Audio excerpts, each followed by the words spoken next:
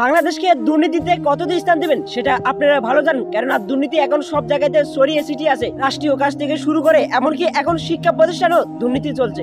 আমাদের শিক্ষা প্রতিষ্ঠানগুলোতেও দুর্নীতি চলছে। শিক্ষা মন্ত্রণালয় থেকে এসএসসি ফর্ম ফিল আপের জন্য ধার্যকৃত ফি হলো 2120 টাকা, অথচ আমাদের থেকে 5000 7000 এমনকি আরো বেশিও ফি নেওয়া হচ্ছে। এখন শিক্ষা মন্ত্রণালয় থেকে নোটিশ এসেছে, টেস্ট পরীক্ষার নামে কোনো শিক্ষার্থীর থেকে অতিরিক্ত ফি আদায় করা যাবে না। এই পরীক্ষার কারণ দেখিয়ে এডমিট কার্ড থেকে কোনো শিক্ষার্থীকে বঞ্চিত করা যাবে না। এই আদেশ না মানলে আইনানুগ ব্যবস্থা গ্রহণ করা হবে। কিন্তু সেটার উদ্যোগ কে নেবে? প্রতিষ্ঠানগুলো টেস্ট পরীক্ষায় এক বিষয় ফেল করলে কারো থেকে 250 টাকা এমনকি 500 টাকাও প্রতি বিষয়ের জন্য নেওয়া হচ্ছে। এখন আমাদের এই প্রতিষ্ঠানগুলো থেকে এই দুর্নীতি বহাল থাকবে নাকি বন্ধ করতে হবে? হ্যাঁ, আমাদের সকল ছাত্রছাত্রীদের ঐক্য হয়ে এর প্রতিবাদ করতে হবে এবং জানাতে হবে শিক্ষা মন্ত্রণালয়কে। এখন আমাদের ছাত্রছাত্রীদের স্লোগান একটাই হবে, দুর্নীতি চলছিল আর চলবে না। কেননা আমাদের ছাত্রছাত্রীদেরও একটা স্বাধীনতা আছে, একটা মত প্রকাশ অবশ্যই আছে। দুর্নীতি থেকে বাঁচবো এবং পরবর্তী প্রজন্মের ছাত্রছাত্রীদেরকে যেখান থেকে মন্দটা পরিহার করে ভালোটা আঁকড়ে ধরার উদ্যোগ গ্রহণ করব।